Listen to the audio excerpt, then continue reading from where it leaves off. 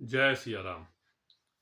भगवान राम के समय में यानी कि त्रेता युग में कौन कौन सी चीजें अधम मानी जाती थी, गलत मानी जाती थी, नीच प्रवृत्ति की मानी जाती थी, इसका वर्णन वाल्मीकि जी ने बहुत बढ़िया किया है। जब दशरथ जी के देहावसान के बाद भरत जी अपने मामा के वहां से आते हैं और कौशल्या से मिलते हैं, तो कौशल्या उनको ताना देती हैं कि अब तुमको राज्य मिल गया है, तुम्हारी माँ ने दिला दिया, तुम उसका भोग करो और मैं भी राम के पास बन चली जाऊंगी। तो भरत जी ने जो शपथ ली है कि अगर मैं ऐसा किया हूं तो मुझे क्या क्या हो जाए, वाल्मीकि जी ने बहुत विस्तृत वर्णन किया है। और ये अच्छी एक उस समय की दृष्टि दिखाता है कि कौन कौन सी चीजें गलत थी। भगवान कहते हैं, आर्ये कस्मा जानंतम गर्हसे माम कलमशम विपुलाम च मम प्रीतिम स्थिताम जानस राघवे। आर्ये, यहाँ जो कुछ हुआ है इसकी मुझे बिल्कुल जानकारी नहीं थी, मैं सर्वथा निरपराध हूँ, तो आप मुझे क्यों दोष दे रही हैं? आप तो जानती हैं कि श्री रघुनाथ जी में मेरा कितना प्रगाढ़ प्रेम है।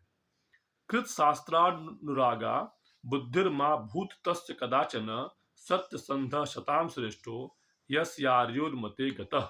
जिसकी अनुमति से सत्पुरुषों में श्रेष्ठ सत्य प्रतिज्ञ आर्य श्री राम जी वन में गए हों, उस पापी की बुद्धि कभी गुरु से सीखे हुए शास्त्रों में बताए गए मार्ग का अनुसरण न करती। यानी कि उस समय में जो शास्त्र द्वारा जो सीखा गया है, जो गुरु ने बनाया है, उसके मार्ग का अनुसरण न करना भी कितना बड़ा पाप था। भरत कहते हैं, अगर मैं ऐसा किया हूं तो मुझे ऐसा हो जाए। फिर कहते हैं, प्रैश्यम पापी असाम यातु सूर्यम च प्रतिमेहतु हंतुम पादेन गाह सुप्ता रस्यार्यो उन्मते गतः। जिसकी सलाह से बड़े भाई श्री राम वन में जाना पड़ा हो, वह अत्यंत पापियों हीन जातियों का सेवक हो, सूर्य की ओर मुंह करके मल मूत्र का त्याग करे और सोई हुई गौओं को लात से मारे। अर्थात ये कितना बड़ा दुष्कर्म था उस समय, सूर्य की ओर मुंह करके मलमूत्र का त्याग करना और सोई हुई गौओं को लात मारना।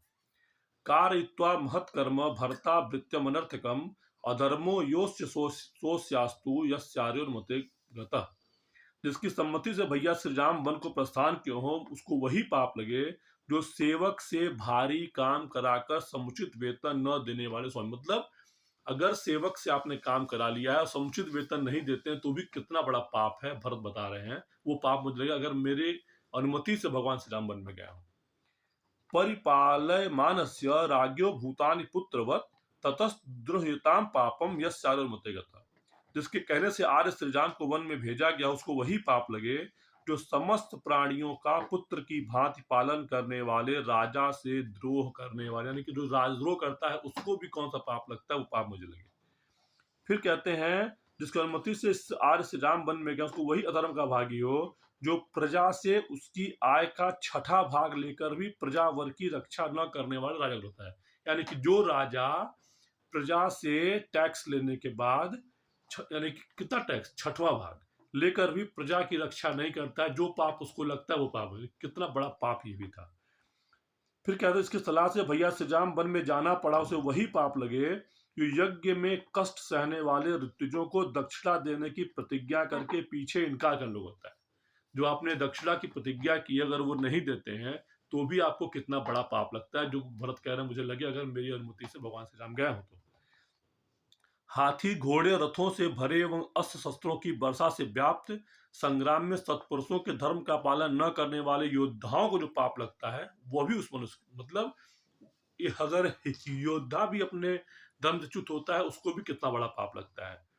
जिसकी सलाह से आर्य श्री राम वन में प्रस्थान करना पड़ा, वह दुष्टात्मा बुद्धिमान गुरु के द्वारा यत्न पूर्वक प्राप्त प्रवक शास्त्र के सूक्ष्म विषय का उपदेश भुला दे। यानी कि गुरु का जो उपदेश मिला है अगर उसको वो भुला देते हैं, वो भी कितना बड़ा पाप है। फिर कहते हैं, जिसकी सलाह से भैया श्री राम को वन में भेजा गया हो, वह चंद्रमा और सूर्य के समान तेजस्वी और विशाल भुजाओं व कंधों से सुशोभित श्री रामचंद्र जी को राज सिंहासन पर विराजमान न, यानी कि राजा राम के दर्शन से वंचित रहना भी कितना बड़ा पाप है। भरत कहते हैं वो पाप मुझे लग जाए।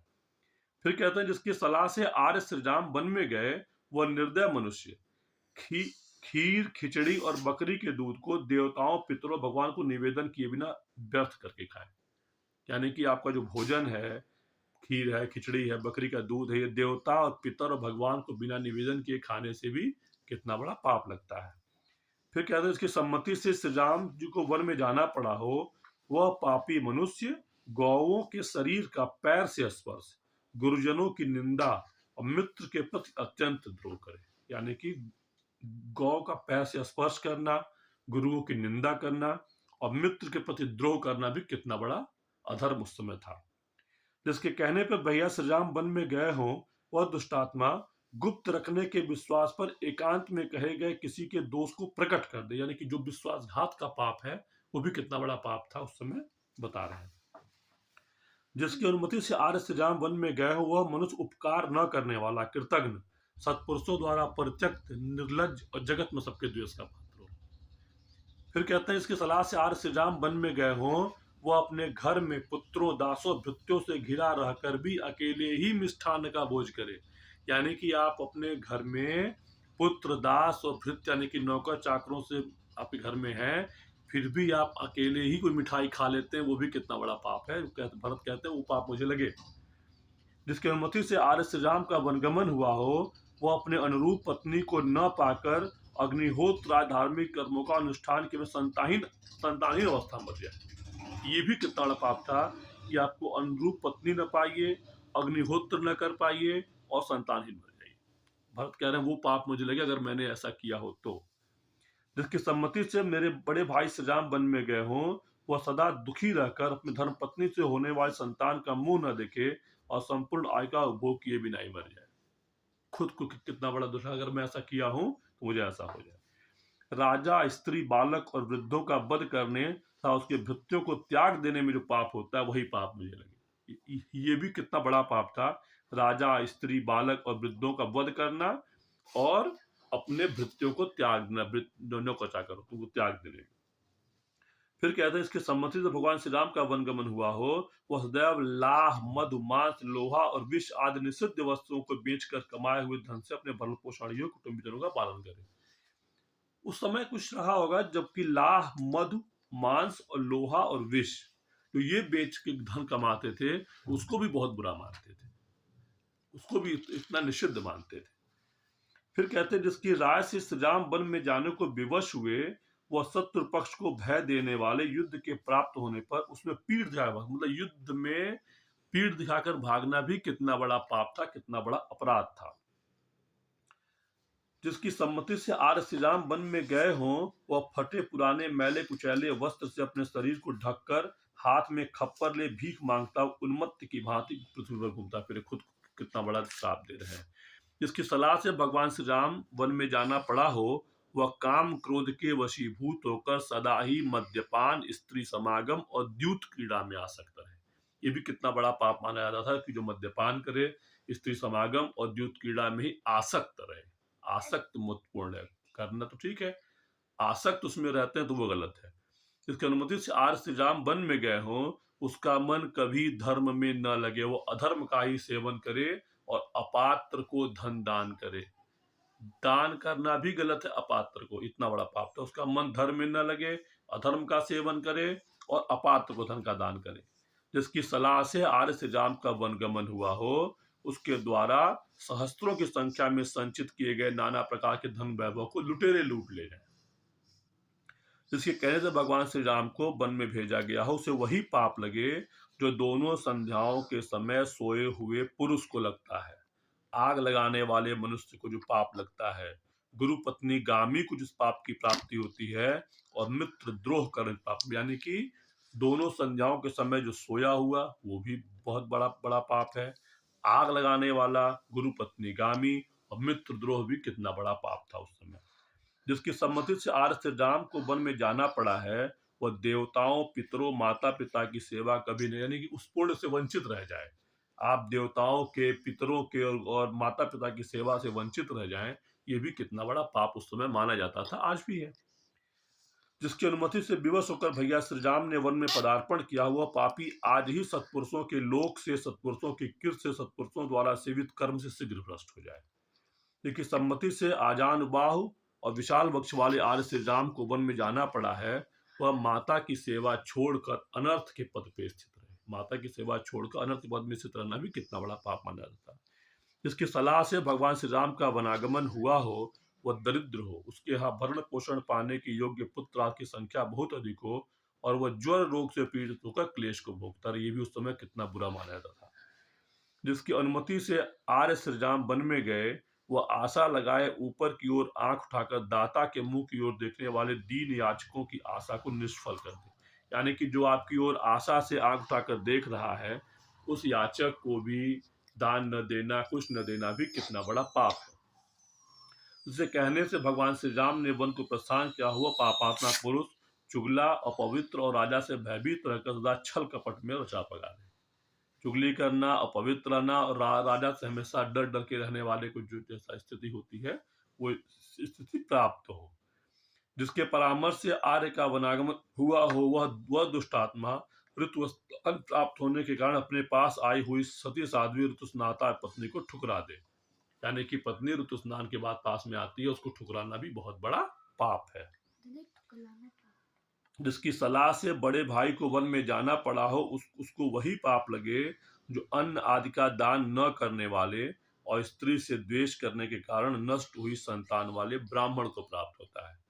जिसकी राय से आर्य ने वन में पदार्पण किया हो, वह मलिन इंद्रिय वाला पुरुष ब्राह्मण के लिए जाती हुई पूजा में विघ्न डाल दे।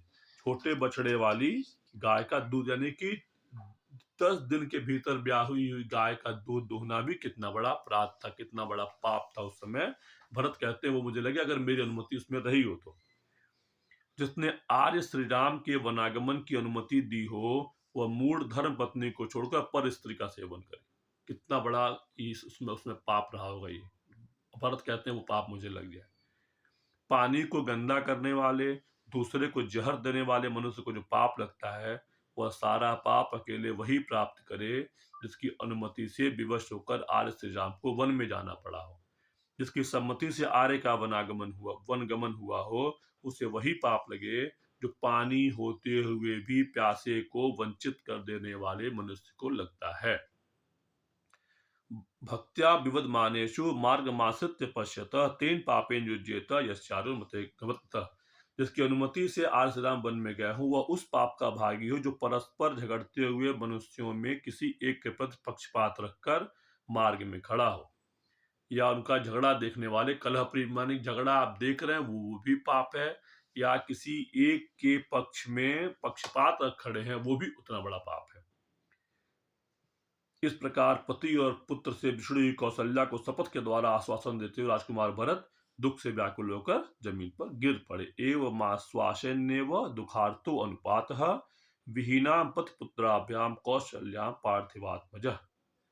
उसके बाद कौशल्या ने बहुत दुख से कहा, मम दुख मिदम पुत्र भूय समुपजायते शपथ मानो ही प्राणानुपुर में। बेटा तुम अनेक रूपा शपथ खाकर जो मेरे प्राणों को पीड़ा दे रहे हो, इससे यह मेरा दुख और भी बढ़ता जा रहा है।